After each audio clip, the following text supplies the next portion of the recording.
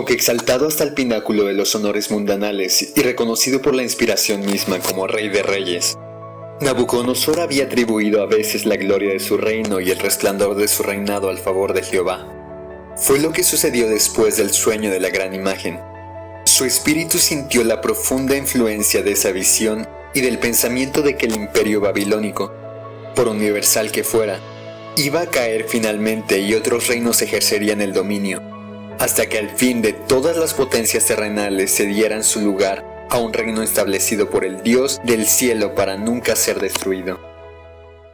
Más tarde, Nabucodonosor perdió de vista el noble concepto que tenía del propósito de Dios concerniente a las naciones. Sin embargo, cuando su espíritu orgulloso fue humillado ante la multitud en la llanura de Dura, reconoció una vez más que el reino de Dios es sempiterno, su señorío de generación en generación. A pesar de ser idólatra por nacimiento y educación, y de hallarse a la cabeza de un pueblo idólatra, tenía un sentimiento innato de la justicia y de lo recto, y Dios podía usarlo como instrumento para castigar a los rebeldes y para cumplir el propósito divino. Con la ayuda de los fuertes de las naciones, se le permitió a Nabucodonosor, después de años de pacientes y cansadores esfuerzos, conquistar Tiro. Egipto también cayó presa de sus ejércitos victoriosos, y mientras añadía una nación tras otra al reino babilónico, aumentaba su fama como el mayor gobernante de la época. No es sorprendente que en su prosperidad un monarca tan ambicioso y orgulloso se sintiera tentado a desviarse de la senda de la humildad, la única que lleva a la verdadera grandeza. Durante los intervalos entre sus guerras de conquista, pensó mucho en el fortalecimiento y embellecimiento de su capital, hasta que al fin la ciudad de Babilonia vino a ser la gloria principal de su reino, la ciudad codiciosa del oro, que era alabada por toda la tierra. Su pasión como constructor y su notable éxito al hacer de Babilonia una de las maravillas del mundo, halagaron su orgullo al punto de poner en grave peligro sus realizaciones como sabio gobernante, a quien Dios pudiera continuar usando como instrumento para llevar a cabo el propósito divino. En su misericordia, Dios dio al rey otro sueño, para advertirle del riesgo que corría y del lazo que se le tendía para arruinarlo.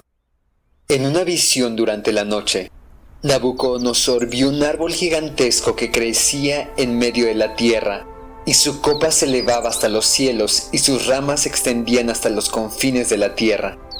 Los rebaños de las montañas y de las colinas hallaban refugio a su sombra, y las aves del aire construían sus nidos en sus ramas. Su copa llegaba hasta el cielo, y se le alcanzaba a ver desde todos los confines de la tierra. Su follaje era hermoso, su fruto abundante, y había en él alimento para todos, y se mantenía de él todo ser viviente. Mientras el rey contemplaba ese grandioso árbol, vio que un vigilante y santo se acercaba al árbol y clamaba fuertemente: «Derribad el árbol y cortad sus ramas, quitadle el follaje y dispersad su fruto. Váyanse las bestias que están debajo de él y las aves de sus ramas, mas la cepa de sus raíces dejaréis en la tierra, con atadura de hierro y de bronce entre la hierba del campo, que lo empape el rocío del cielo y con las bestias sea su parte entre la hierba de la tierra. Su corazón de hombre se ha cambiado y les sea dado corazón de bestia, y pasen sobre él 7 tiempos. La sentencia es por decreto de los vigilantes y por dicho de los santos la resolución, para que conozcan los vivientes que el Altísimo gobierna el reino de los hombres, que a quien él quiere lo da, y sobre él constituye al más humilde de los hombres». Muy perturbado por el sueño, que era evidentemente una predicción de cosas adversas, el rey lo relató a los magos, astrólogos, caldeos y adivinos, pero aunque el sueño era muy explícito, ninguno de los sabios pudo interpretarlo. Una vez más, en esa nación idólatra, debía darse el testimonio de que únicamente los que aman y temen a Dios pueden comprender los misterios del reino de los cielos. En su perplejidad, el rey mandó llamar a su siervo Daniel, hombre estimado por su integridad, constancia y sabiduría sin rival. Cuando Daniel, en respuesta a la convocación real, estuvo en presencia del rey, Nabucodonosor le dijo: «Belsasar, Jefe de los magos, ya que he entendido que hay en ti espíritu de los dioses santos y que ningún misterio se te esconde, declárame las visiones de mi sueño que he visto y su interpretación. Después de relatar el sueño, Nabucodonosor dijo: Tú pues, Belsasar, darás su interpretación, porque ninguno entre los sabios de mi reino lo ha podido interpretar, pero tú puedes, porque habita en ti el espíritu de los dioses santos. Para Daniel, el significado del sueño era claro y le alarmó. Quedó atónito casi una hora, y sus pensamientos lo turbaban. Viendo la vacilación y la angustia de Daniel, el rey expresó su simpatía hacia su siervo. Dijo: Belsasar, no te turbe ni el sueño ni su interpretación. Daniel contestó: Señor mío, el sueño sea para tus enemigos y su interpretación para los que mal te quieren. El profeta comprendía que Dios le imponía el deber de revelar a Nabucodonosor el castigo que iba a caer sobre él por causa de su orgullo y arrogancia. Daniel debía interpretar el sueño en un lenguaje que el rey pudiera comprender, y aunque su terrible significado le había hecho vacilar en mudo asombro, sabía que debía declarar la verdad cualesquiera que fueran las consecuencias para sí mismo. Entonces Daniel dio a conocer el mandato del Todopoderoso.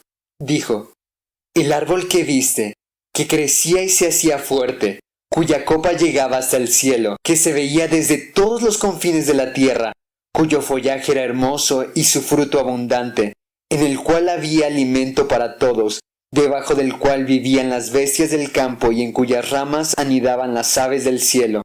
Tú mismo eres, oh rey, que creciste y te hiciste fuerte, pues creció tu grandeza y ha llegado hasta el cielo, y tu dominio hasta los confines de la tierra.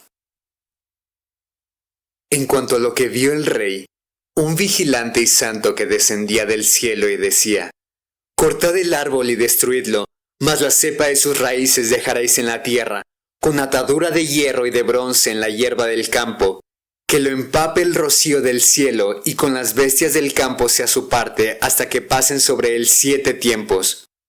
Esta es la interpretación, oh rey, y la sentencia del Altísimo, que ha venido sobre mi señor el rey.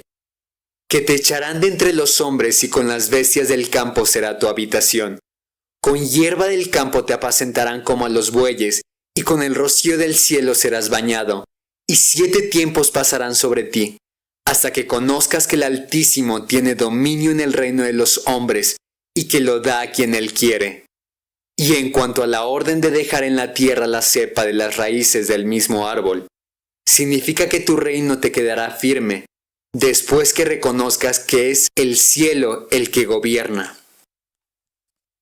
Después de interpretar fielmente el sueño, Daniel rogó al orgulloso monarca que se arrepintiera y se volviera a Dios, para que haciendo el bien evitara la calamidad que le amenazaba.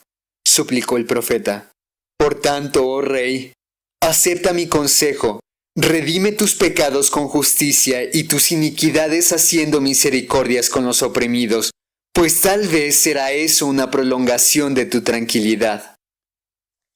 La amonestación y el consejo de Daniel causaron una profunda impresión en la vida de Nabucodonosor. Pero el corazón que no ha sido transformado por la gracia de Dios no tarda en perder las impresiones del Espíritu Santo. La complacencia propia y la ambición no habían sido desarraigadas todavía del corazón del rey, y más tarde volvieron a aparecer. A pesar de las instrucciones que le fueron dadas tan misericordiosamente, y a pesar de las advertencias que representaban las cosas que le habían sucedido antes, Nabucodonosor volvió a dejarse dominar por un espíritu de celos contra los reinos que iban a sustituirlo. Su gobierno, que hasta entonces había sido en buena medida justo y misericordioso, se volvió opresivo. Endureciendo su corazón, usó los talentos que Dios le había dado para glorificarse a sí mismo y para exaltarse sobre el Dios que le había dado la vida y el poder. El juicio de Dios se demoró durante meses, Pero en vez de ser inducido al arrepentimiento por esta paciencia divina, el rey alentó su orgullo hasta perder confianza en la interpretación del sueño y burlarse de sus temores anteriores. Un año después de haber recibido la advertencia, mientras Nabucodonosor andaba en su palacio y pensaba con orgullo en su poder como gobernante y en sus éxitos como constructor, exclamó: ¿No es esta la gran Babilonia que yo edifiqué para casa real con la fuerza de mi poder y para gloria de mi majestad? Aún estaba en los labios del rey la jactanciosa pregunta, cuando una voz del cielo anunció que había llegado el tiempo señalado por Dios para el castigo. En sus oídos cayó la orden de Jehová: A ti se te dice, rey Nabucodonosor, el reino te ha sido quitado. De entre los hombres te arrojarán, con las bestias del campo será tu habitación, y como a los bueyes te apacentarán, y 7 tiempos pasarán sobre ti, hasta que reconozcas que el Altísimo tiene el dominio en el reino de los hombres, y lo da a quien Él quiere. En un momento, Dios le quitó la razón que le había dado, el juicio que el rey consideraba perfecto, la sabiduría de la cual se enorgullecía desaparecieron, y se vio que el que antes era gobernante poderoso estaba loco. Su mano ya no podía empuñar el cetro. Los mensajes de advertencia habían sido despreciados, y ahora, despojado del poder que su Creador le había dado, y ahuyentado de entre los hombres, Nabucodonosor comía como los bueyes, y su cuerpo se empapaba del rocío del cielo, hasta que su pelo creció como plumas de águila, y sus uñas como las de las aves. Durante 7 años, Nabucodonosor fue el asombro de todos sus súbditos. Durante 7 años fue humillado ante todo el mundo. Al cabo de ese tiempo, la razón le fue devuelta, y mirando con humildad hacia el Dios del cielo, reconoció en su castigo la intervención de la mano divina. En una proclamación pública confesó su culpa y la gran misericordia de Dios al devolverle la razón.